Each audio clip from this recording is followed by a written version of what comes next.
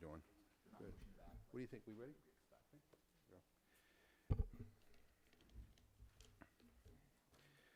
Good morning, everybody, and welcome to today's Congressional-Executive Commission on China Roundtable on Global Supply Chains, Forced Labor, and the Xinjiang Autonomous Region. Today, I am proud to announce the release of a new China Commission report detailing how global supply chains are tainted with goods and products made with forced labor in Xinjiang.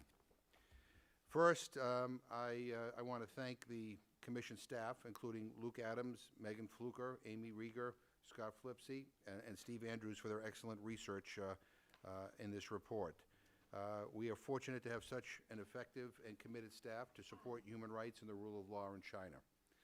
Over the past several years, the Chinese government created and expanded a system of extrajudicial mass internment camps. As many as 1.8 million Uyghurs and members of other Muslim groups, including Kazakhs, Uyghurs, and Kyrgyz, have been arbitrarily detained in the camps and subjected to forced labor, torture, political indoctrination, and other severe human rights abuses. With the coronavirus outbreak, Uyghurs and other Muslim communities are even more vulnerable. There is great fear about the risk of disease spreading within the mass internment camps, where people are forced to live in close quarters under tremendous stress and health issues. This situation raises serious humanitarian concerns and is another reason why the repression of the Uyghurs and other Muslim minority groups violates international rights standards. Just last week, the Simon Scott Center for the Prevention of Genocide at the Holocaust Museum determined that there is a reasonable basis to believe that crimes against humanity are being committed. We know forced labor is widespread and systematic and exists both within and outside the mass internment camps. These facts are confirmed by the testimony of former camp detainees, satellite imagery, and official leaked documents from the Chinese government. We know that many U.S., international, and Chinese companies are complicit in the exploitation of forced labor involving Uyghurs and other Muslim minorities. Audits of supply chains are simply not possible because forced labor is so pervasive within the regional economy. Workers cannot speak freely and honestly about working conditions given heavy surveillance, intimidation, and government officials face strong incentives to conceal the use of government-sanctioned forced labor. In June 2019, the State Department Trafficking in Persons report found that Chinese companies were receiving government subsidies to open factories in close proximity to the internment camps and exploit forced labor. In September 2019, U.S. Customs and Border Protection banned the import of garments produced by Hutayan Taida apparel company due to the use of suspected prison or forced labor in its factories in the region. The Commission's new report finds that products made with forced labor include textiles such as yarn, clothing, gloves, bedding, and carpet, electronics, including cell phones and computers, food products, shoes, tea, and handicrafts.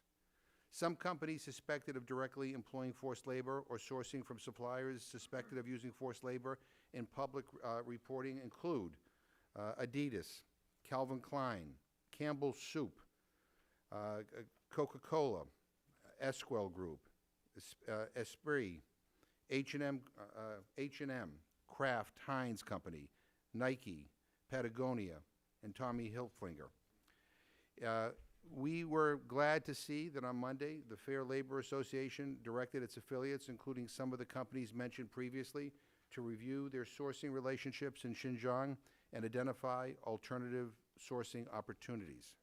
Current U.S. law states that it is illegal to import into the United States goods, wares, articles, and merchandise mined, produced, or manufactured wholly or in part by forced labor. Such merchandise is subject to exclusion and/or seizure and may lead to criminal investigation of the importer. Unfortunately, products made with forced labor are still making their way into global supply chains in our country. So today I am pleased to announce that Senator Rubio, Congressman Chris Smith, Senator Merkley, Congressman Suozzi, Congresswoman Wexler, myself, and other members are introducing the Uyghur Forced Labor Prevention Act. This new legislation prohibits imports from Xinjiang to the United States by creating a rebuttable presumption that all goods produced in the region are made with forced labor unless U.S. Customs and Border Protection certifies by clear and convincing evidence that goods were not produced with forced labor. The legislation also requires a Secretary of State determination about whether forced labor in Xinjiang constitutes atrocities, requires a U.S. government strategy to address the forced labor situation, including a list of Chinese companies engaged in forced labor and products, provides authority for targeted sanctions on individuals who knowingly engage in forced labor, protects U.S. investors by requiring an additional SEC disclosure for companies working with Chinese entities engaged in human rights abuses, including forced labor. I want to thank the many groups who are supporting this legislation, including the AFL-CIO. Any U.S. or international company working in or with suppliers in Xinjiang should reconsider whether they want to be producing products in a region where there is evidence of crimes that crimes against humanity are being committed. It is long past time for companies to reassess their operations and supply chains and find alternatives that do not exploit labor and violate human rights. So today I'm pleased that we will hear from an expert panel to examine the impact of forced labor on global supply chains, as well as U.S. and international consumers. And before we hear directly from our expert panel, I'm proud to recognize Co-Chairman Rubio and other members of the Commission for their remarks. So I'll turn this over to Senator Rubio now. Thank you. And I think we're all just learning how to do the fist bump, elbow bump greeting. So, well, first of all, thank you all for being part of this very important discussion. I want to echo first what the chairman talked about with our staff. They've put together a very powerful document, and it's a document that should leave zero doubt about the evil policies of the Communist Party of China towards Uyghurs, towards other Muslim minority groups, and practices that sadly have injected, as the chairman outlined, through the names of various companies that he disclosed, of which I guarantee you there are products from those companies in this very room right now, because we've all bought them and we've all had to buy them. But it's injected forced labor into American and global supply chains. It's injected forced labor under the Christmas tree. It's injected forced labor and in the boxes we give over for birthdays, and it's injected forced labor and many of the things that we buy on a daily basis. And this is a disturbing reality, and it's one that we need to confront and we need to face. And so the introduction of this bill today, the Uyghur Forced Labor Prevention Act, is important. And the chairman's outlined all the details of it, but at the core of it is that it shifts the burden of proof to companies that insist on producing in this region. It shifts the burden of proof with the presumption that given these practices and what's detailed in this report, we should assume that anything that's produced in this region is done so through forced labor. This, by the way, these practices of the Chinese Communist Party in Xinjiang is one of the world's largest human rights tragedies. It remains unimaginable, frankly, that this is happening in the year 2020, where you have hundreds of thousands of people subjected to military discipline, to so-called re-education, or what we know as political re-education and indoctrination. We have families that are being separated, children being placed in orphanages and boarding schools, the elderly forced into nursing homes, people forced to change their names and abandon their identities. And commercial satellite imagery shows that factories have and are being placed next or to or right inside these camps. And there's also mounting evidence of forced labor in the cotton industry, in agriculture, and other light manufacturing. The widespread forced labor documented in the report clearly constitutes serious crimes, sanctioned, perpetrated, approved, and directed by the Chinese Communist Party through their government. The Commission, in fact, noted in our annual report that what is taking place there probably rises to the level of a crime against humanity. We're not the only ones. As was mentioned previously, the Holocaust Museum just last week concluded that what the Chinese government is doing to Uyghurs and other Muslim minorities is a crime against humanity. Words, however, are not enough, and we must act and respond quickly to these horrific crimes being committed by the Chinese Communist Party, and this bill, I believe, does that. And we hope that other countries will join in working on similar legislation to ensure that the Chinese Communist Party and the people responsible for this are collectively and individually held accountable, because this crisis will demand an international response. And I will predict that history will not look favorably on those who knew about it and did nothing and stayed silent, or even worse, were complicit in these crimes. And so I want to thank all of you for being here again. I want to thank our staff, and I want to thank you, Mr. Chairman, and all the members who have come. Thank you.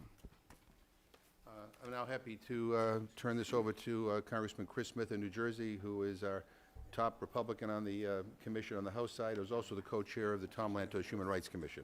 Thank you very much, Mr. Chairman, and Chairman Rubio, great to see you as well. And this is an historic bill. I do believe it'll pass. I hope it'll become law.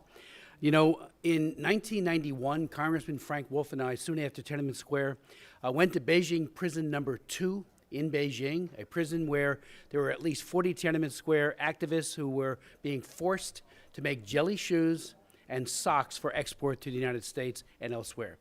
We took copies, we took samples, and we went to customs and got an import ban pursuant to the Tariff Act, the Smoot-Hawley Act of 1930, and that was about it. Despite the fact that gulags, laogai, all over China were making goods for export to the United States, there was an MOU in effect. Bush used to tout it, Clinton used to tout it, that wasn't worth the paper that it was written on, because when we had information, we had to go to the Chinese police and say, will you investigate? And they would come back 60 days later or so and say, no problem here. I remember meeting with the customs people in Beijing on that trip, and they were like the Maytag repairmen. They had nothing to do. There was no ability to investigate. That is why the most important part of this bill, recognizing that these are crimes against humanity being committed against the Muslim Uyghurs, you know, this is a horrific tragedy, as both the chairman and the Senate chairman pointed out. The Holocaust Museum has called these crimes against humanity. It is clear these are horrific crimes. The rebuttable presumption is the core to this important piece of legislation. It will say the presumption of innocence shifts, and now they've got to prove, those who want to import these products, that they, indeed, their supply chain is clear and clean of this kind of horrific behavior. This is a great bill. We are introducing it today. It's a privilege to be part of this coalition. It's bipartisan and bicameral, and we have 4 great people who will be bringing further details to bear on this important issue. We need to stand in solidarity with the Uyghurs and all oppressed peoples. Thank you. I'm now happy to introduce another member of our commission from the Senate, Senator Jeff Merkley of Oregon. Well, good morning, everyone, and thank you to everyone who's worked so hard to put this report together and to design this bill, the Uyghur Forced Labor Prevention Act. Your efforts have kept it front and center in many people's minds, when the Chinese authorities would certainly much rather have swept it under the rug. Nothing is more dear and more sacred to us here in America than the concept of freedom. We have fought for our own freedom, and we've gone to war to ensure the freedom of others around the world. We have marched, we have rallied, we have protested, we have boycotted, and now we need to stand up for those who are enslaved in China. Time and time again, we've stood up to dictators and tyrants who have threatened freedom.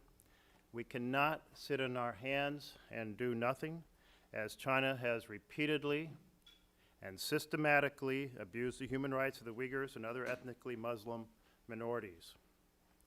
For years, we have seen hundreds of thousands, even millions of individuals interned, tortured, interrogated, and brutally forced into labor camps by the Chinese government, stripping individuals of their freedom, their future, and their culture. And as we know from this latest report, this isn't an issue that is improving. In fact, it's getting worse. This system of slavery is expanding. The internment camps are expanding. Between April 2017 and August of 2018, satellite imagery shows 39 re-education camps have tripled in size. Without knowing it, Americans all across our country have a connection to these human rights abuses through the products we buy. Products, including popular name brands, have been made or in whole part by Xinjiang province. And no matter how much they try to make sure that forced labor is not part of the supply chain, the access to information, the lack of transparency makes it impossible to be sure. Just look at cotton. China is one of the world's largest producers. 80% of it comes from this region. How much of that cotton is picked by Uyghurs and oppressed minorities? There's no real way of knowing. Until we can know and until we can do due diligence and ensure that supply lanes are not in fact comprised of enslaved workers, and until we can ensure the freedom and liberty of oppressed minorities in China, we should do everything possible to ensure that our nation and the American people are not complicit participants in the abuse of their human rights. That is why I'm proud to partner with my colleagues here on this bill, blocking the importation of items produced in this province. We need to tackle every aspect of this abuse, and this bill is an essential and urgent step forward. I'm pleased to be here with my colleagues making this case. Thank you. I'm now pleased to introduce Representative Jennifer Wexton of Virginia, who has emerged as a champion for human rights in this Congress. Good morning. I represent a district in Northern Virginia that includes one of the largest populations of Uyghur Muslims in the United States. And before I was even sworn in as a member of Congress, I attended a forum at a local mosque, the Adams Center, and where I met Uyghur Muslims living in the United States, Ms. Abbas being one of them.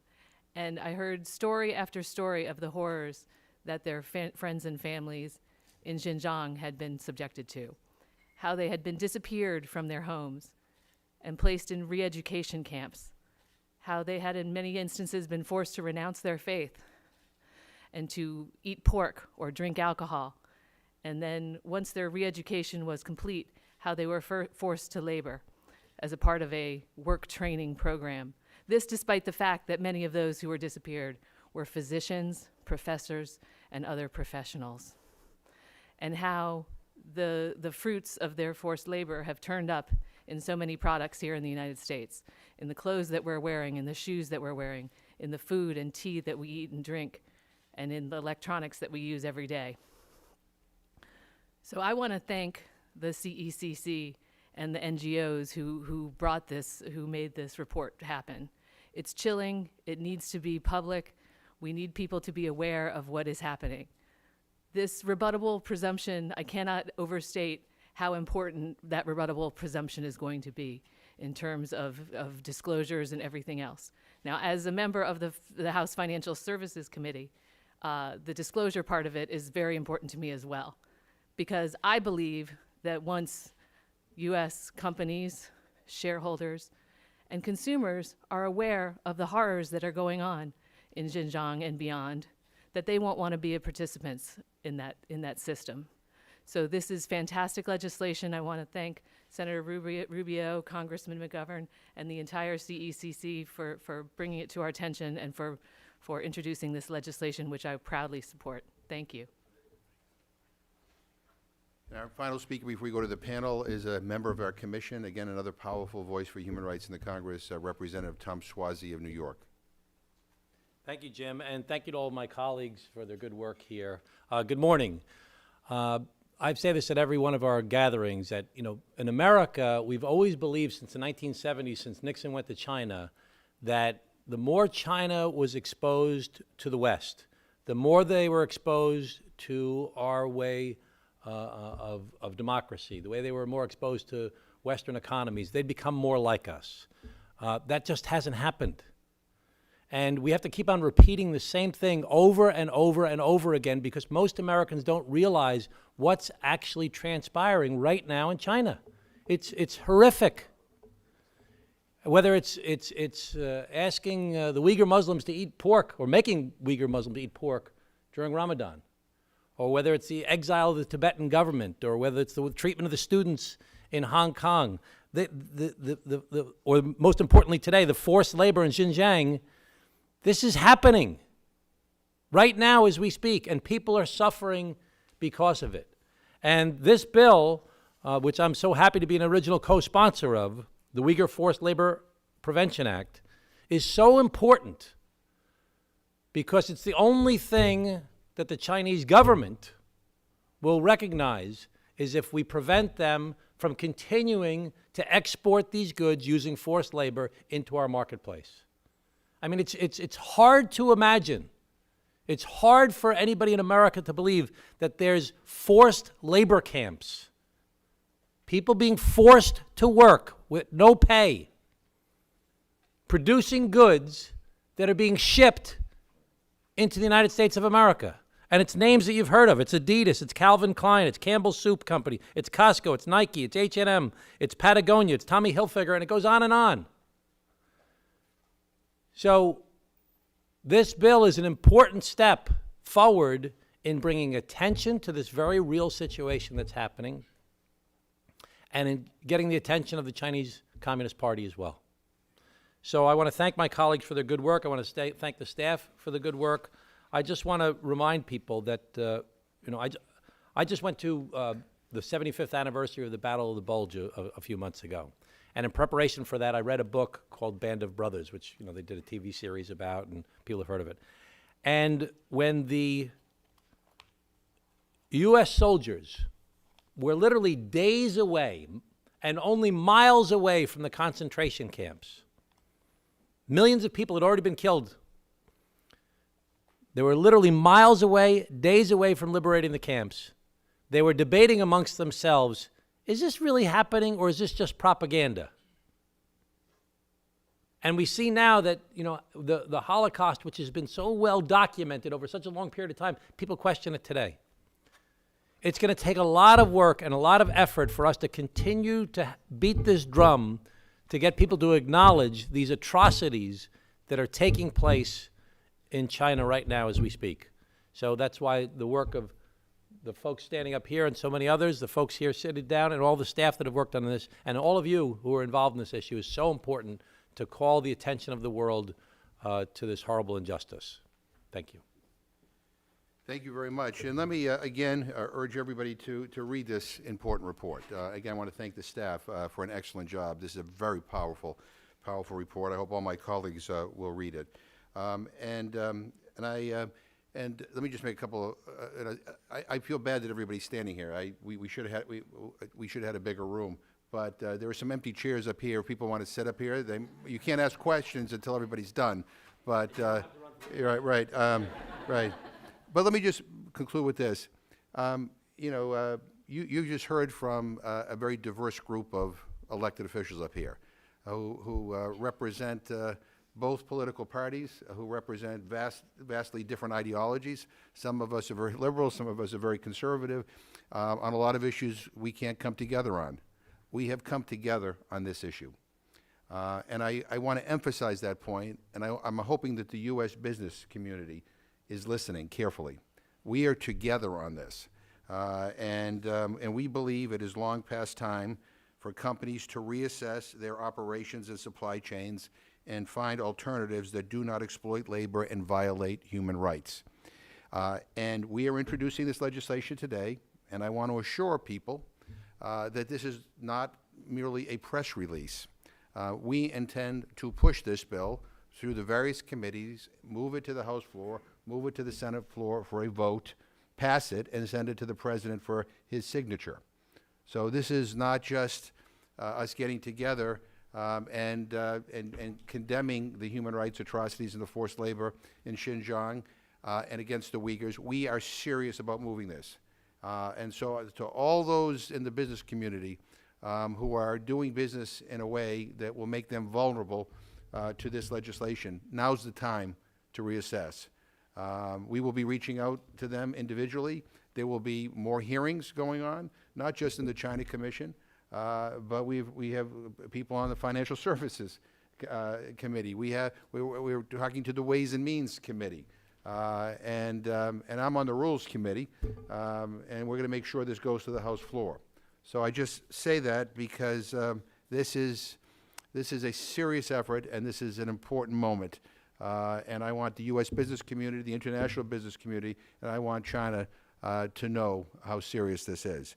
And now I'm pleased to introduce our esteemed panel of experts this morning. Mr. Scott Nova is the Executive Director of the Worker Rights Consortium, which is an independent nonprofit organization that assesses working conditions in global supply chains on behalf of universities, pension funds, and other public entities. The Workers' Rights Consortium has been conducting labor rights investigations of factories in China for nearly 20 years. The organization documented the use of detainee labor, and its research has linked multiple brands and retailers to forced labor in the region. Ms. Shelley Hahn is the Chief of Staff and Director of Engagement at the Fair Labor Association. Ms. Hahn has worked with NGOs around the world as a Senior Policy Advisor at the Commission on Security and Cooperation in Europe from 2006 to 2016. She also worked in the executive branch and policy positions on trade, national security, and immigration at the Department of Commerce and the Department of Homeland Security. Prior to joining the government, she worked in the private sector helping companies do business and do the right thing in international markets. Mr. Jeffrey Vogt is the Rule of Law Director at the Solidarity Center, the largest U.S.-based international workers' rights organization helping workers attain dignity on the job and greater equity at work and in their community. He supports trade unions on labor law and policy and advocacy before national, regional, and international tribunals. Jeff has also served as the legal director of the International Trade Union Confederation, a global organization that represents over 200 million workers in 162 countries and territories. And finally, Ms. Rushan Abbas is the director at the Campaign for Uyghurs, which she founded. She started her activism work while she was a student, participating in pro-democracy demonstrations at Xinjiang University in 1985 and 1988. Since her arrival in the United States in 1989, Ms. Abbas has been an ardent campaigner for human rights of the Uyghur people. She was vice president of the Uyghur American Association for 2 terms and a former reporter at Radio Free Asia. In September 2018, her sister, Dr. Gulshan Abbas, was abducted and became a victim in China as retaliation to Rushan's activism here in the United States. I want to thank you all for being here today, we look forward to hearing from you on this important topic. And again, if people want to sit up here, they're more than welcome to do so. I just feel bad everybody's standing. But I appreciate you all being here, and I'll turn this over to you. Chairman McGovern, Chairman Rubio, thank you for convening this roundtable and for the opportunity to speak this morning. The Chinese government's brutal campaign of oppression in the Xinjiang Uyghur Autonomous Region, including widespread forced labor, has been exposed in grim detail through first-hand refugee testimony and the Chinese government's own documents. Forced labor is integral to the government's strategy to establish social control and cultural dominance through force over the Uyghur people and other Turkic and Muslim groups. While the government's clampdown on information has made documentation at specific workplaces a daunting task, we know, both from the specific documented cases and from the vast scope of the government's program of forced labor as social control, that the risk is broad, that virtually any workplace in the XUAR, whether a cotton farm, a yarn spinning mill, or other industrial work site, is a potential locus of forced labor. The implications for the apparel industry in particular are profound, because many of these farms and factories are links in the supply chains of major apparel brands and retailers. Every year, the apparel industry imports more than 10 billion cotton garments into the United States. Roughly 1 in 5 is produced, at least in part, in the XUAR. The apparel industry sources 20% of its global cotton supply from the XUAR. The Chinese government has established a major yarn industry in the region to further supply apparel brands. It is important to understand that the fabric that Chinese textile mills fashion out of Xinjiang cotton and yarn feeds not just garment factories in China, but factories across the world, from Bangladesh to Vietnam to Central America. Further embroiling the apparel industry in the human rights crisis in Xinjiang, several leading Chinese companies with ties to global brands are active participants in the Chinese government's labor schemes. This includes Eskel Group, a partner of more than a dozen U.S. brands, Lutai Textiles, Yonggor Group, Wafu Fashion, and Shandong Ruyi, among others. For apparel brands and retailers, the risk of complicity in forced labor is enormous. At the same time, the mechanism companies would normally use to address labor rights risk in the supply chain, conducting workplace inspections or audits is no longer feasible in the XUAR. Interviews with workers are an essential element of any audit, especially when the issue is whether the worker's labor is voluntary. Such interviews are only meaningful if workers can speak candidly. No Uyghur worker in the XUAR can possibly feel safe speaking candidly. The government's ubiquitous surveillance apparatus makes the term confidential interview an oxymoron. And every worker knows that contradicting the government's official position that there is no forced labor in the XUAR will guarantee harsh reprisal. The only answer a worker can safely give to the question of whether her labor is voluntary is yes. Attempts to conduct audits under these circumstances have yielded predictable results. The Xinjiang apparel company operated a factory in a re-education camp in Hotan and another a few hundred yards from the camp. Under the auspices of two labor rights certification bodies, Worldwide Responsible Accredited Production, or WRAP, and Business Social Compliance Initiative, BSCI, auditors assessed the factory outside the re-education camp and gave it a clean bill of health as to forced labor. They did so despite the fact that the parent company operated a facility inside an internment camp, despite the facility's location next to this camp, and despite the presence of what the Chinese government calls camp graduates among the workforce.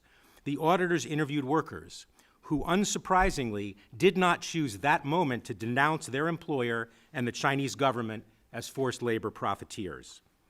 In October, Customs and Border Protection issued a detention order against all goods from Xinjiang because of overwhelming evidence that it uses forced labor. The Wall Street Journal exposed the involvement of Wafu Fashion, a major yarn manufacturer, in forced labor in the town of Aksu. Wafu promptly commissioned an audit from a leading audit firm called Bureau Veritas. The result was another clean bill of health. Bureau Veritas was also responsible for an audit that found no forced labor at a glove factory called Yili Zhuan Garment, where credible refugee accounts had already proven forced labor was present. At this point, no firm should be conducting audits in the XUAR. The only purpose labor rights audits can serve in the XUAR now is to create the false appearance of due diligence and thereby facilitate continued commerce in products made with forced labor. Given the substantial risk of forced labor at any farm or factory, and the absence of credible due diligence methods, the only option for brands and retailers that want to comply with U.S. law and their own ethical standards is to exit the XUAR at every level of the supply chain. While heavy dependence on Chinese cotton yarn and fabric make exit a cumbersome proposition, this cannot justify complicity in what the U.S. Holocaust Memorial Museum has deemed crimes against humanity, nor can it excuse breaches of U.S. law. No apparel brand wants to be associated with the abuses taking place in Xinjiang. Bearing in mind that it won't happen overnight, brands and retailers must work with urgency to remove XUAR-produced content from their supply chains and to sever ties with Chinese companies implicated in forced labor. This is a goal they should accomplish in months, not years. Stronger action from the U.S. government to block imports from the XUAR is also crucial. Thank you.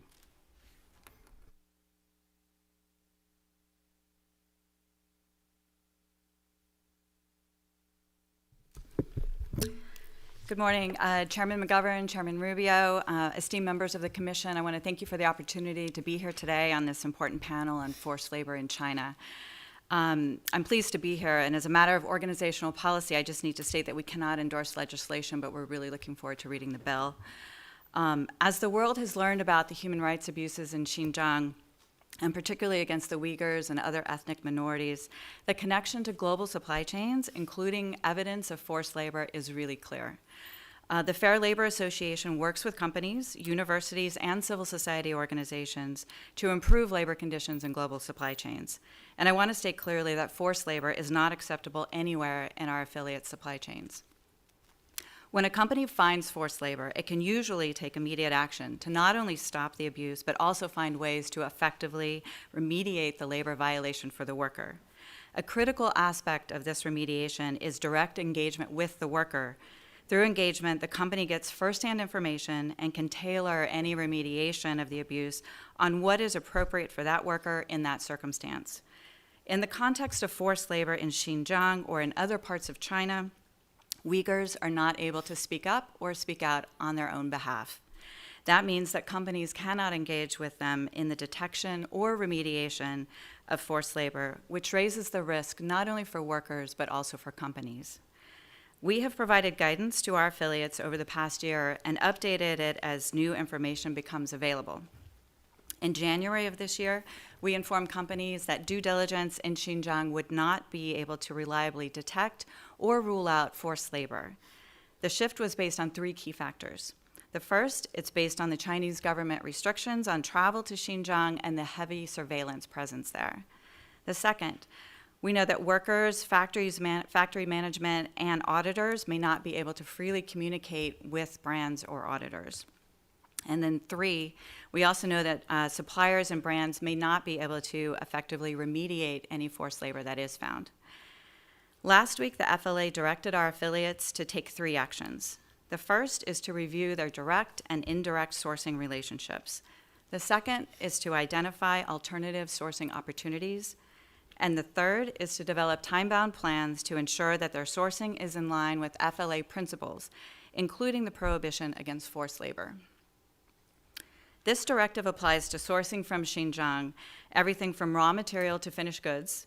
It also applies to production that may take place in another part of China, and it also applies to production that may take place in third countries, such as Vietnam or Cambodia, where the supplier is sourcing raw materials, yarn, or fabric from Xinjiang.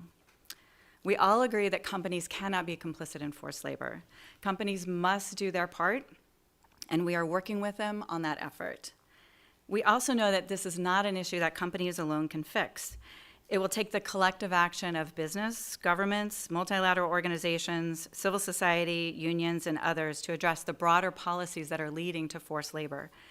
Because the ultimate responsibility lies with the Chinese government on resolving this issue, we'd like to suggest that the CECC consider some specific steps the U.S. government can take to address this directly with the Chinese government. First, we believe the U.S. government should actively engage with the European Union and other governments bilaterally to effectively engage the Chinese government. Forced labor is not showing up only in U.S. supply chains.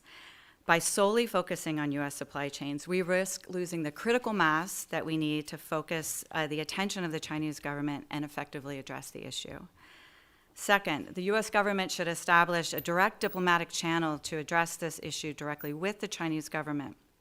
It could set up a bilateral dialogue focused specifically on prison labor and forced labor. Picking up where the 2 governments left off some years ago with the, as Congressman Smith mentioned, the 1992 MOU, because even if forced labor is not on the agenda, we will not see change. Additionally, it's not clear that the Chinese government and Chinese suppliers specifically fully understand the changes to the Tariff Act that took place in 2016 and how the nexus between the so-called poverty alleviation program applies to forced labor. While companies have done a lot to educate their suppliers on this change and what the risks are, the suppliers, we believe, and also the Chinese government still don't understand what those changes are and how impactful they have been. So the U.S. government can help facilitate education in China on this new legal requirement. Thank you again for this opportunity, and I look forward to your questions.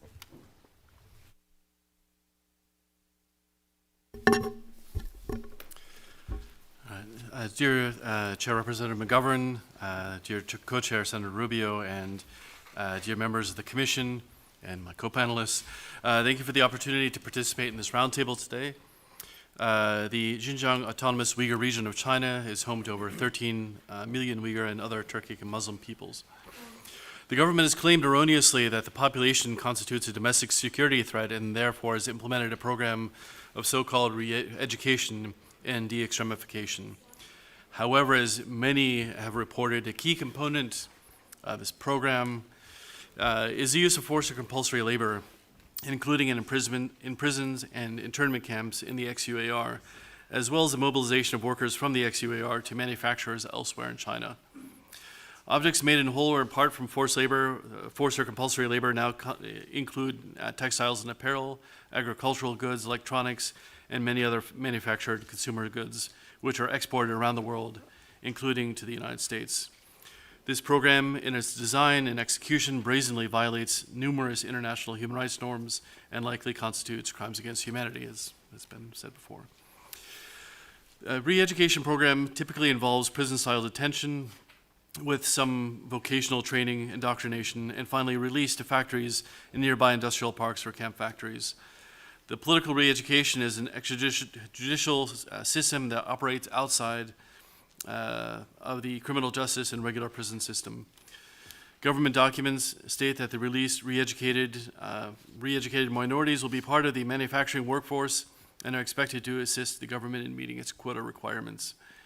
These re-education facilities are quite clearly internment camps complete with police stations, high surrounding walls and watchtowers, a surveillance and monitoring system, and other apparatus commonly found in prisons. There is a clear government policy to forcefully ensure that former detainees are under the control of the government through labor-intensive manufacturing jobs at factories built in and near such centers, thereby ensuring a continuous implied threat of return to the internment camp for refusal to participate in this manufacturing. The exact number of former detainees who have been coerced into working into a factory is not known, but estimates based on interviews and government statements are well over 100,000 former detainees who are forced to work in garment and textile factories. In addition to those in internment camps, there are some within the traditional prison system. The Xinjiang Production and Construction Corps administers its own prison system and factories and forces its own prison population to conduct commercial activities, many in the cotton harvesting and production. XPCC was the enterprise to establish the Xinjiang cotton industry, and some estimates suggest that XPCC, through its forced prison labor, produce about a third of China's overall cotton output. This re-education program is further carried out in an environment of total surveillance, where residents of the XUAR are subject to multiple and overlapping systems of digital and in-person monitoring, collection of biometric data, and even homestays by authorities. Those who refuse to comply with public officials face severe retaliation to themselves and to their families and communities. The human rights situation related to the XUAR is a very serious concern for the global labor movement. The state-sponsored internment and forced labor of a population because of their ethnic or religious beliefs is unconscionable and has been widely condemned by unions worldwide. The government is in serious breach of numerous international human rights instruments, including, obviously, those of the ILO, the 1998 ILO Declaration on Fundamental Principles and Rights at Work, and ILO Convention 122 on Employment Policy, which is one of the few conventions China has ratified, as well as the International Covenant on Economic, Social, and Cultural Rights, which it is also ratified.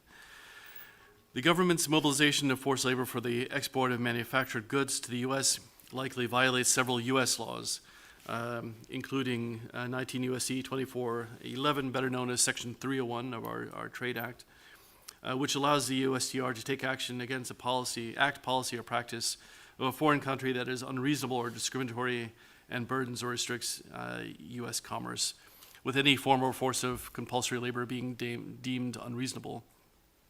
The import of such goods also violate 19 U.S.C. 1307, which allows the CBP to issue withhold release orders to exclude or seize goods and to take civil action against importers. And of course, the Uyghur Forced Labor Prevention Act would further empower CBP to act accordingly.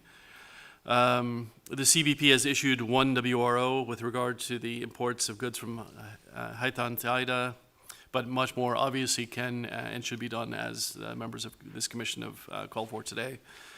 Further, companies who source from the XUAR may also be violating the civil and criminal provisions of the Trafficking Victims Protection Act, which in 2008 was amended to include supply chain language, which sanction those who knowingly benefit financially or by receiving anything of value from participation in a venture which that person knew or should have known has engaged in violation of that chapter, which would include, of course, forced labor.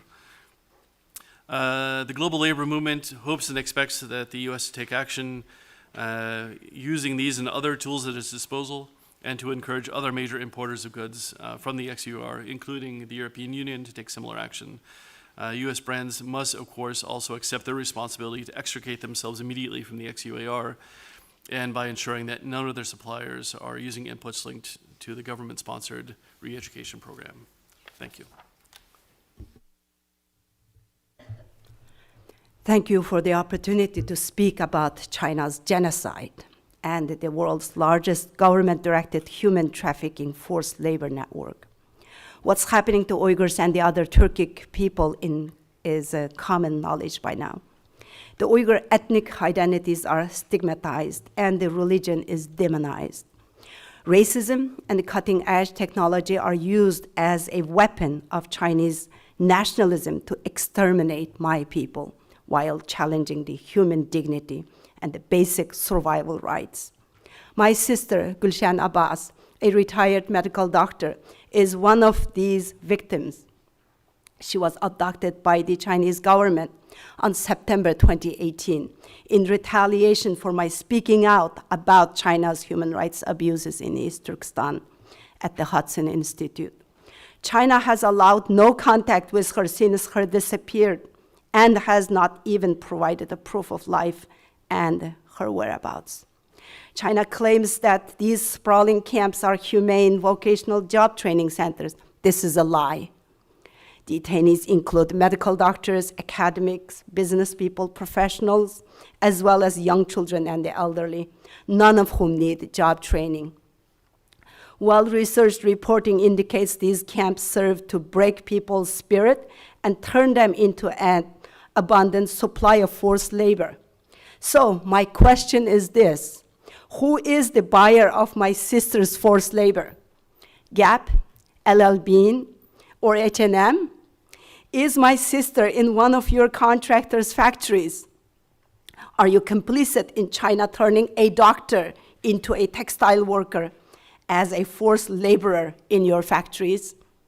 Nike, is one of your largest factories in China using my sisters-in-law as a part of its Uyghur forced labor from Hotan? One of them is a nurse and the other is a teacher. Were they transformed by the camps into modern-day slaves to produce your shoes? Or did you prefer younger Uyghur women forced to work thousands of miles from home so they would not bear children while they were housewives, like my third missing sister-in-law? When my sister was taken by China, I had no idea finding her again would involve finding out US companies are so shockingly complicit in such disappearances. 75 years ago, companies like Siemens, BMW, and Volkswagen used forced Jewish labor, and now, once again, complicit in their suppliers' use of forced Uyghur labor, making today's concentration camps a profitable venture. But this time, the rest of the world's top companies have joined in such a complicity. US law requires global Magnitsky sanctions on individual offenders and prohibits any trade in production and products made with forced labor. So who's preventing the enforcement of law? Has Xi Jinping been granted veto power over US laws? Exactly what part of never again translates into not to sanction the Chinese perpetrators of today's concentration camps and to separate them from their enablers. China's coronavirus responses is highly concerning, as Uyghur forced labor is being used as disposable to reopen idled factories and to be sent into Wuhan. China's rigid totalitarian reaction that created this global pandemic. Today, China is failing to empty its concentration camps for people's safety with current spread of Wuhan virus. It saddens me to see the venal ruthlessness of the reality of the world communities as they are idle against this genocide of my people. Not only China is getting away with genocide, but getting rewarded with hosting Winter Olympic 2022. It angers me to see my sister and the other millions of innocent Uyghurs becoming human collaterals of international trade deals and the economic benefits. It worries me to see China become a power able to strong-arm the world with trade threats, the power of the Belt and Road Initiative, debt trap diplomacy, and the manipulation in United Nations. Furthermore, China is bribing and leveraging some politicians, the media, the scholars around the world, and has successfully silenced international condemnation of its shameful crimes. What do you think is going to happen if this remains unchecked? Continuing to do business as normal with China today is being complicit with genocide and supporting the spread of China's totalitarian communistic nationalism to the world. History will remember those who act and those who fail to do so. We are all responsible for what happens next. Thank you.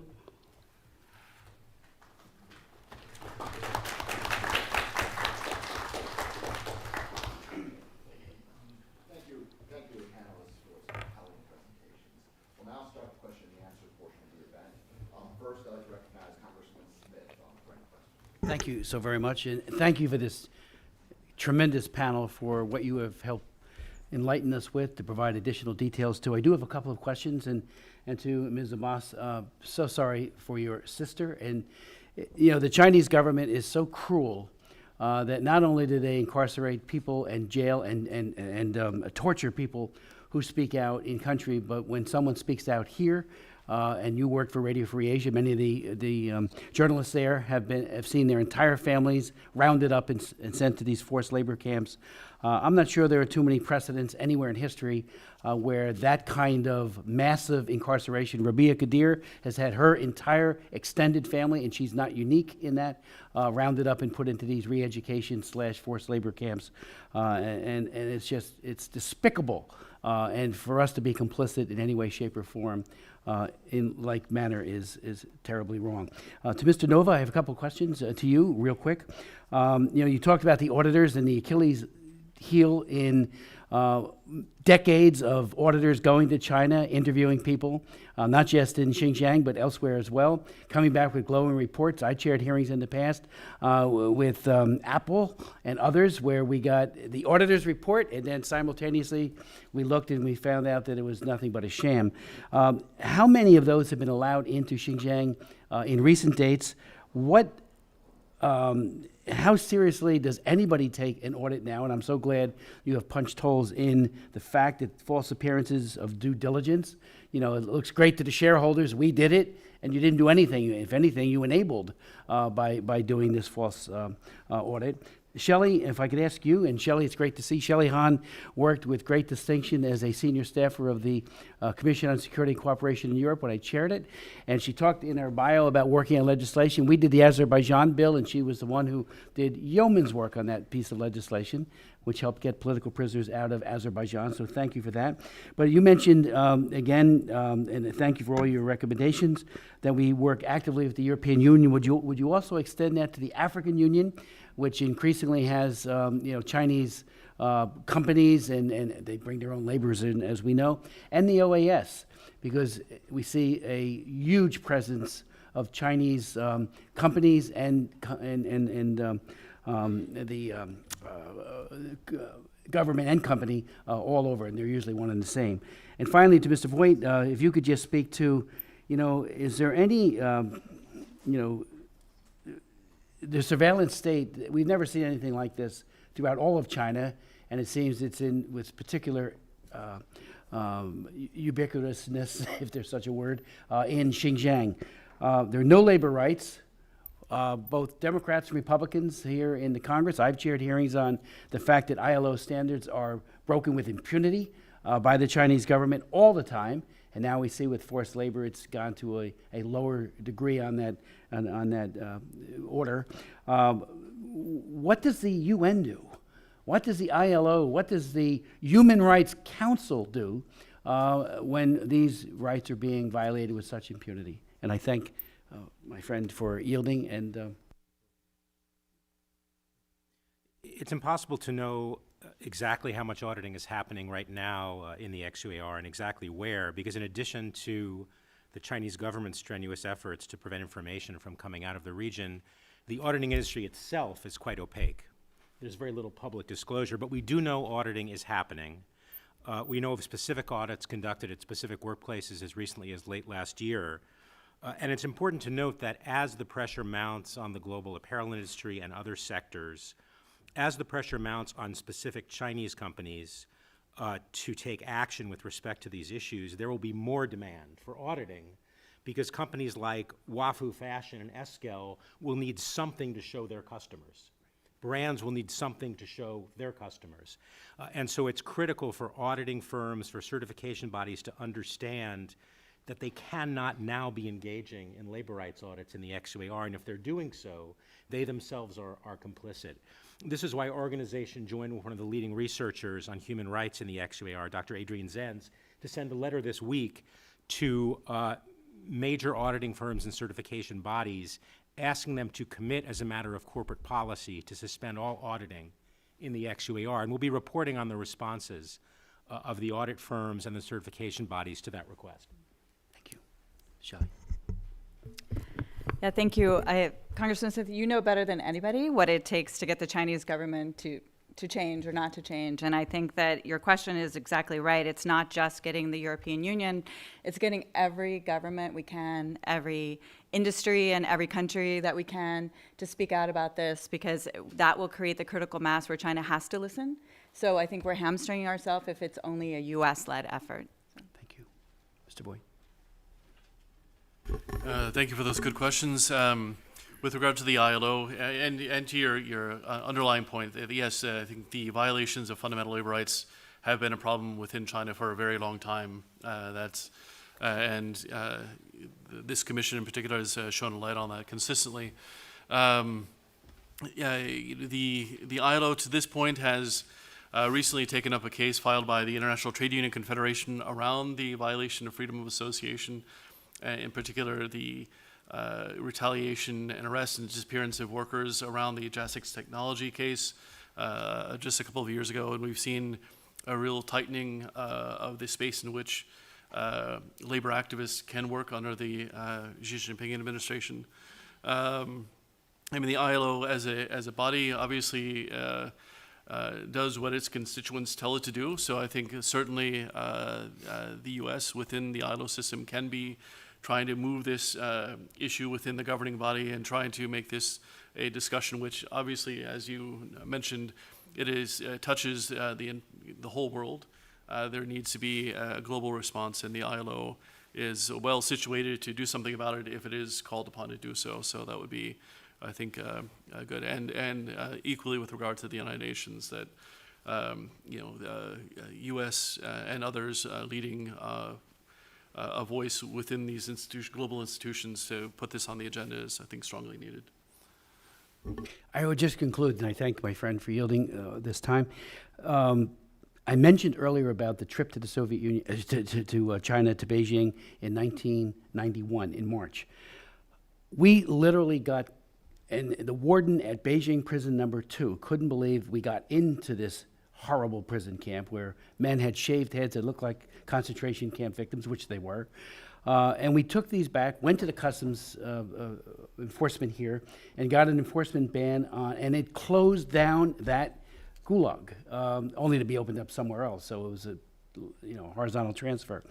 But I say this because the superficiality of having an MOU, time and time again, when I and others would raise it with both the Bush administration, that's George Herbert Walker, and the Clinton administration, they said, "But we have an MOU with the with China, on gulag-made labor to enforce Smoot-Hawley." And it wasn't worth, as I said earlier, the paper was printed on because we tell them of something that we think is happening, and then they investigate and give us a report. Good luck with that. It's superficial, and I'm afraid that we may see some kind of response that would parallel that as this legislation makes its way. That's why the rebuttable presumption is it is the core of this legislation, and I think we all have to keep our eye on that ball so that whole region is sanctioned from the importation of slave-made goods, and I thank you.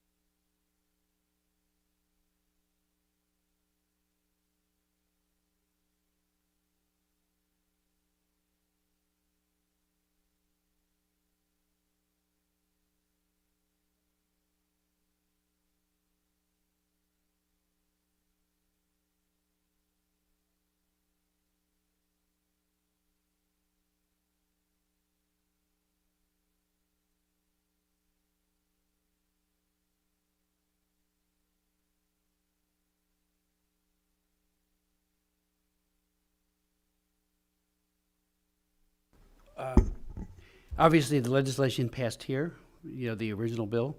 I had introduced a facsimile of that was then overcome by the Rubio bill that came over, but it had 127 co-sponsors.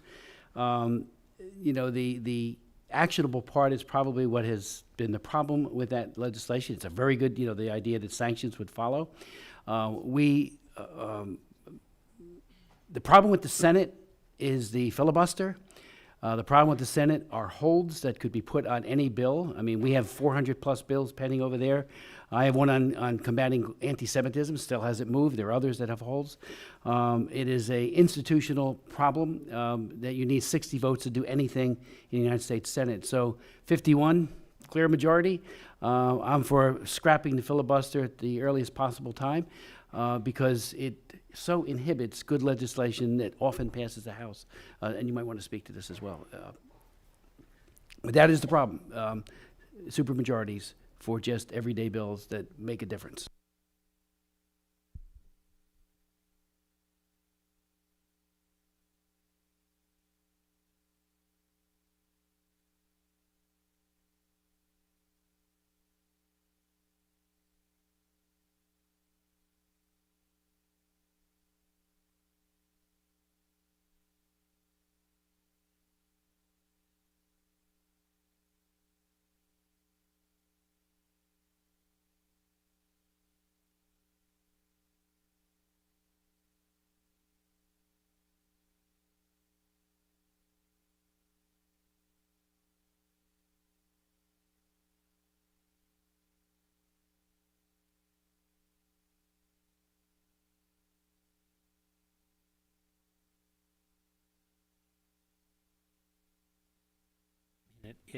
In theory, yes, and certainly I agree with the premise of your question that there should be transparency and disclosure. Of course, the great challenge in such an enterprise would be verification.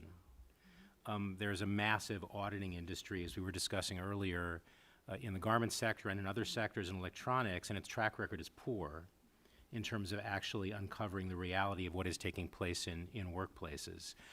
So I think a label without an effective verification mechanism would probably only serve to create the appearance of progress rather than to create progress. But the idea itself is sound. The challenge is how do you ensure that there's genuine verification and enforcement.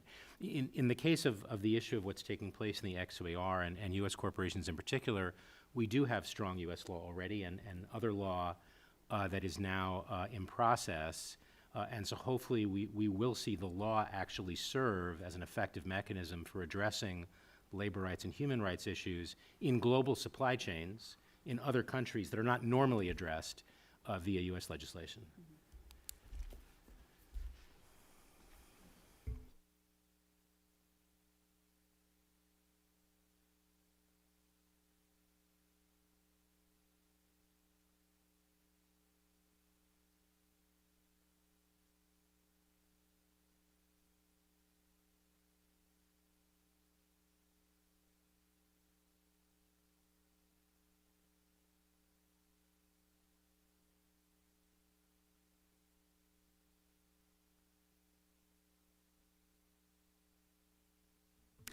I can't talk about consumers because that's not a role that we play in terms of activating consumers. We certainly hope that they're interested in what the responsible sourcing of the companies that they buy from. But in terms of getting them to pay more attention to it, I'd have to defer to other organizations who specialize in that. In terms of mobilizing investors, I think that that's something that certainly we've all been thinking about on all issues, and this is something that I've been a little bit surprised that some investors haven't taken this up more quickly, but it's a good idea. Mm-hmm. There is growing interest in the investor community, and I think there will be action and pressure coming from that community. You know, with respect to consumers, one thing that is clear is that brands and retailers in the garment industry and beyond understand that this issue carries enormous reputational risk, that consumers do not want to buy products associated with the horrors unfolding in Xinjiang. And corporations recognize that that risk is growing as there is more attention and scrutiny, partly as a result of the work of this commission and many other actors in this process, and increasing recognition on the part of brands and retailers that there isn't an alternative to leaving.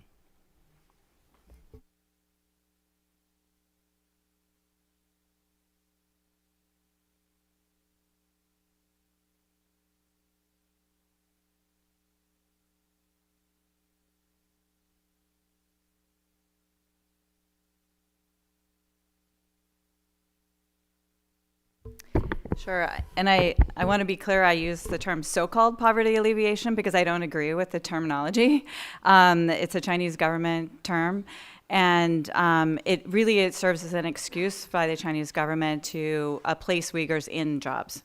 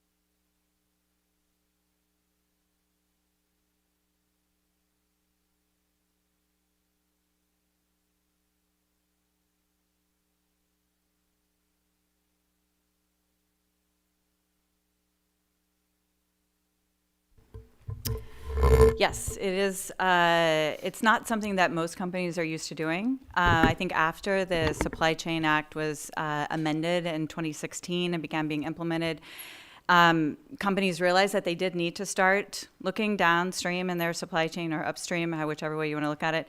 And so we've been doing quite a bit of work with companies on helping them map their supply chain and understand how they can talk to different suppliers. Most companies' responsible sourcing efforts focus on tier one, which is the manufacturing level. That's the factory themselves, because that's where they have the contractual relationship and thus the leverage with they're a buyer with that factory.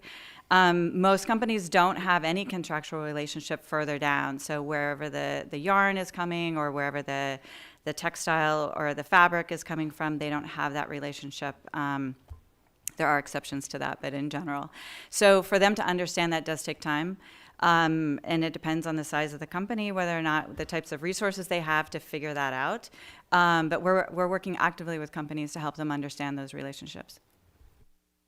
Only the brands and retailers themselves know at a great level of detail how this question can be answered. Their supply chains are not transparent enough for anyone outside to have a full understanding. There is no question that there are logistical challenges in terms of alternate sourcing, and that's something all of us need to understand. It's a practical reality. At the same time, the brands and retailers have the ability to move quickly if their goal is to move quickly. And what brands and retailers should be doing is finding out just how fast they can move to extract themselves from a situation in which every day within their supply chains they're complicit in human rights abuses.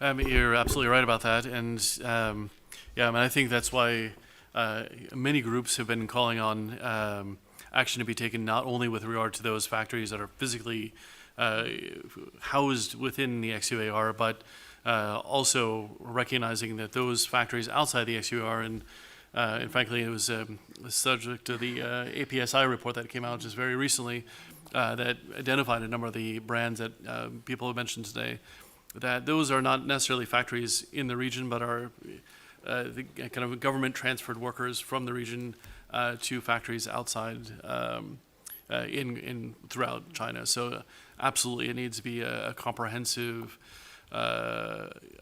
plan that weeds out the entirety of the forced labor apparatus, wherever it may be in China.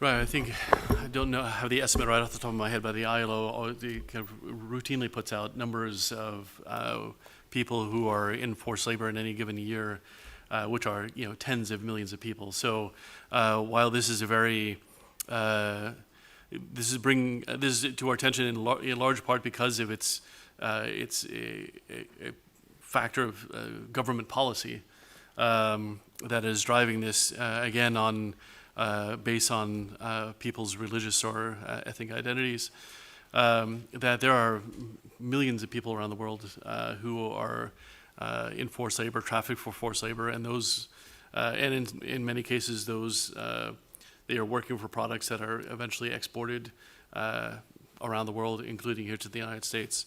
And again, so this is, we've seen CBP in the last couple of years, obviously taking action not only with regard to China, but a number of other countries.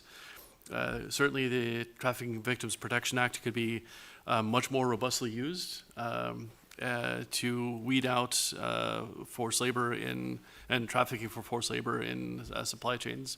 Again, as I mentioned, it was specifically amended in 2008 to really address supply chain issues. Others have mentioned the Magnitsky Act. I mean, there are a number of, I think, tools that are available to us. We just need, a concentrated plan and political will to do it. So.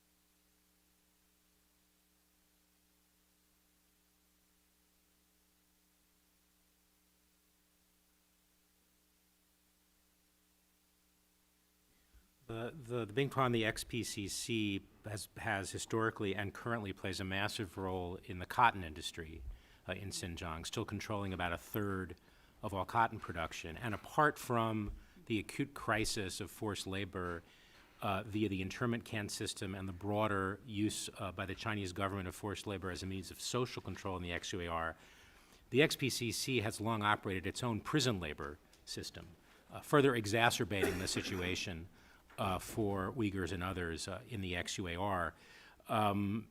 It is an indication of how deeply embedded the garment industry has been in the XUAR, that the Better Cotton Initiative, an important industry organization that does environmental and social certification of cotton farms, a partner of many of the leading brands and retailers in the U.S. who use certified cotton from BCI in their production. BCI, up until a year ago, as recently as less than a year ago, had XPCC as a main implementation partner for its program in the XUAR. Now, to its credit, it's important to note, BCI either has announced or will later today that it is suspending its licensing and certification operation in XUAR. This is a significant step for the industry. They're doing so because they recognize that there is no way to do credible labor rights assurance under present circumstances. And I think that move by Better Cotton Initiative, by BCI, is going to be the beginning of a broader and accelerating process of exit by the garment industry from the XUAR. Just very briefly, Mr. Voigt, on the issue of the Trafficking Victims Protection Act, as you may know, I'm the author of the original TVPA and co-sponsor of the Wilberforce Act in 2008, which Howard Berman was the prime sponsor of that one. Is it your view that the tip office is not doing what it could do? We need to know what you really think on this. Ambassador Richardson, I think, is a very, very credible and effective leader of the tip office. What more can we be doing, and what constructive criticism can we bring back to them? The civil and criminal provisions of the Act. I think certainly there is much more forced labor that is linked to goods that are being imported into the United States, which I think certainly more resources to the tip office could help with and additionally with a focus on the supply chains. I think much of the work of the office has really been focused on sex trafficking, which is obviously a very important issue. But with regard to forced labor, and in particular forced labor and supply chains, I think there could be more resources and more effort put in that direction. We do have a migration specialist in my organization who I can have come back with more ideas on this. That'd be great. But certainly I think Yeah, I'd be more than happy to put together a meeting with him and his top people and yourself and to talk about that. Thank you. Christian had a comment on the Bingtuan. Yeah, I just want to add a couple things on that so-called poverty and also on the Bingtuan. The Uyghur economy has been completely destroyed by the Chinese communist regime. The Uyghurs' wealth and the houses and the lands are distributing to Han Chinese settlers. And Bingtuan has been operating, as Mr. Innova said, for years under the name of political prisoners and the different systems.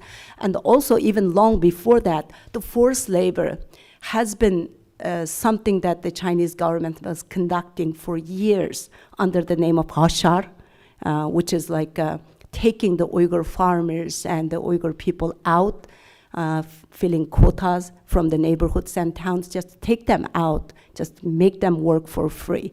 So basically, XUAR or what the Bingtuan was doing is all just the modern-day slavery that Chinese government was getting away for years. Just want to add that. Thanks. I'll take a moment and ask my own question. When we bring up this issue with companies, we usually get an answer that they can't possibly monitor every aspect of their supply chain. It's too complex. We don't understand the complexity there. Or the other answer is that it will take too long. It will take years to actually shift some of these supply chains. How would you answer that question? When you ask the sourcing director of an apparel brand or retailer, the person who organizes and runs the supply chain, the question, how long will it take to get out of Xinjiang? And indeed, this question is being asked within companies of the sourcing directors by the executives within the companies responsible for labor rights issues. The answer you'll get is something like 3 to 5 years. But the reason that's the answer is because the sourcing director is hearing the wrong question. The question the sourcing director is hearing is, how long would it take if the company wanted to avoid all inconvenience, all cost, all supply chain disruption? If the priority is the company's immediate interests. That's not the right question at this juncture. There is going to need to be some inconvenience. There is going to be some cost. There is going to be some disruption. The priority has to be compliance with the law and the human rights of people in Xinjiang. And if a corporation makes that the priority, then the question can be answered not in a matter of years, but in a matter of months.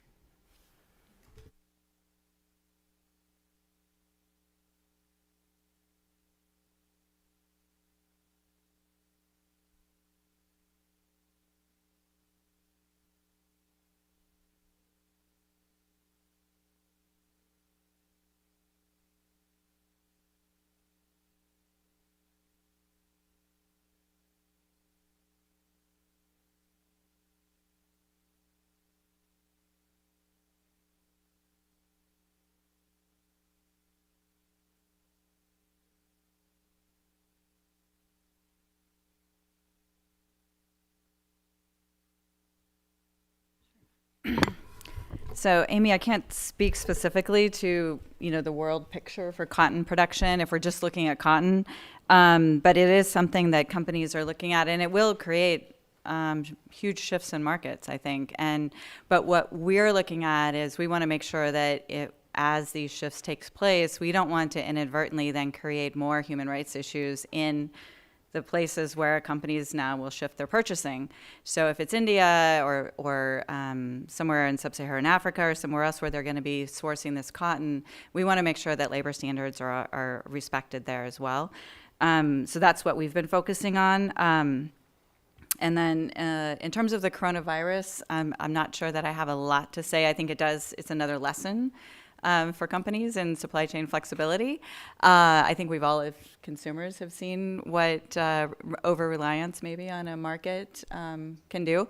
But I don't have any anything specific related to coronavirus and the Uyghurs. So. Quickly on the issue of alternate sources, the primary issue here is cotton. Yarn is significant in the XUAR, but it's still less than 5% of China's yarn production. Cotton is a bigger issue because it's 20% of the global supply. It's also a particularly important supplier of what's called extra long staple cotton. This is longer fiber, higher quality cotton that's used, for example, in better men's dress shirts. But there are alternative sources for cotton in general, for extra long staple. The two next largest producers of extra long staple cotton are the United States and Egypt. There are sources around the world for the various types of inputs that the industry needs. I agree with Shelley that shifting to new sources means addressing human rights issues in the countries that become more important sources. But necessity is the mother of invention. And it is necessary for brands and retailers to find these sources quickly and access them. And I would also just add that the human rights issues that are happening in Xinjiang are not the same that are happening in India or Egypt or even in the U.S. cotton production. And we think those are, there are ways to overcome those, or, using our traditional, responsible sourcing methods. So, whereas in Xinjiang we can't. So, even despite those difficulties, we still think that it's necessary. Yeah.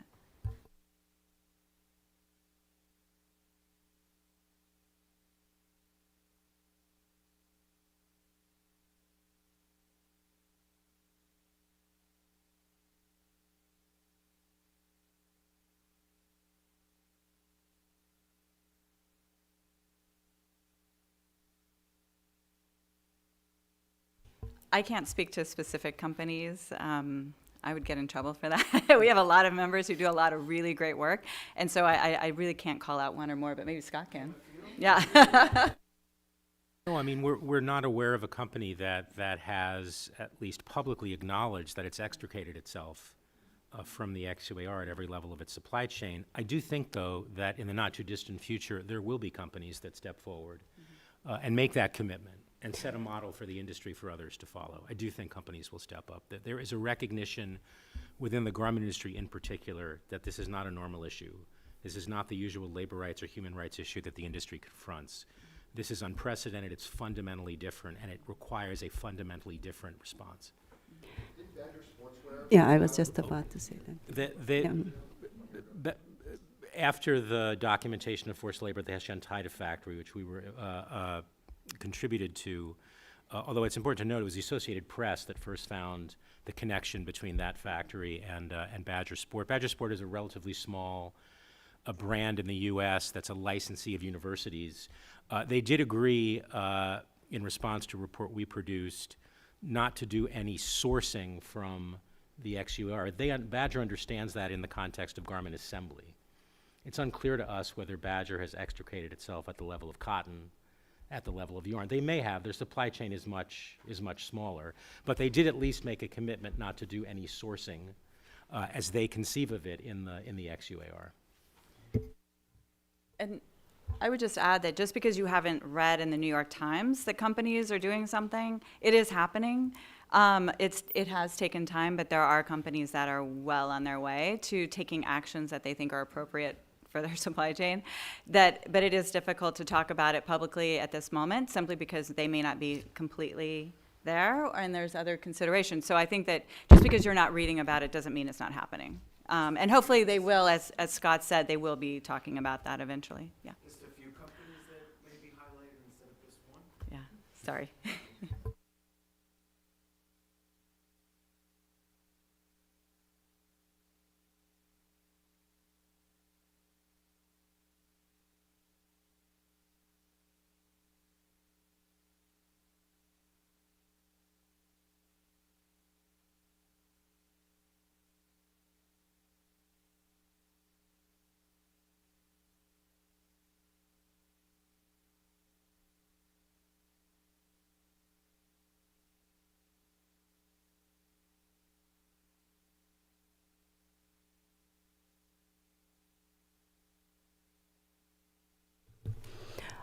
I think many companies, maybe they are not aware of what's happening there, and they, like sourcing factories there. So we are not there to try to bash them and they try to blame them for what's happening, but really hope that now with the SP report, they are going to just end what they are doing in our homeland. And this is like, as I mentioned on my opening remarks, it's complicit with genocide. They need to realize that made in China right now is being almost like made with forced labor. When you look at every company, almost the other parts of China, they are sending a few hundred to few thousand Uyghur, Uyghur people as a cheap labor or slaves. So they need to investigate and they need to look into stop doing business as usual with China. That's something that every company should consider of. Thank you. Remediation is really after the problem is found, how do you fix it? How do you know that, okay, you found it, you got to fix it. And for us, there's effective remediation has at least two key elements. And the first one is that the worker who suffered the abuse is made whole, right? That there's some sort of way that they're made whole because of the abuse. And then the second is that the company can identify the root cause or the underlying problem so that it doesn't happen again. And they can fix that with their supplier or with however that issue may have come up. Just as we can't do effective due diligence in Xinjiang, we also think that it's really difficult to do effective remediation as well. And so that's, the tools that we normally have in our toolkit for working on these issues around the world are China is requiring us to revisit them and find out what the new things, methods we might need to do to effectively remediate it. Yeah.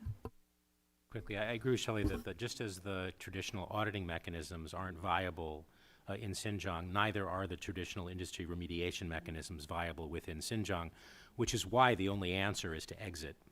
I think the situation with respect to factories elsewhere in China that may have imported labor from the XUAR is somewhat different and more complicated, and we could talk about that. But within the XUAR, there is no means of remedy. Just to add to that, I mean, and obviously, the reason why we're calling for brands to be pulling out from the XUAR is not simply for the purpose of pulling out, but in the expectation that it changes government policy, and that it would not be possible for the government to continue this policy of re-education and so forth and internment if essentially they're losing hundreds of billions of dollars as the industry moves elsewhere. So, I mean, that's one of the expectations is that this realignment of the garment industry would have that impact. Obviously, we would also expect people to be speaking out on this issue as a reason why they're pulling out.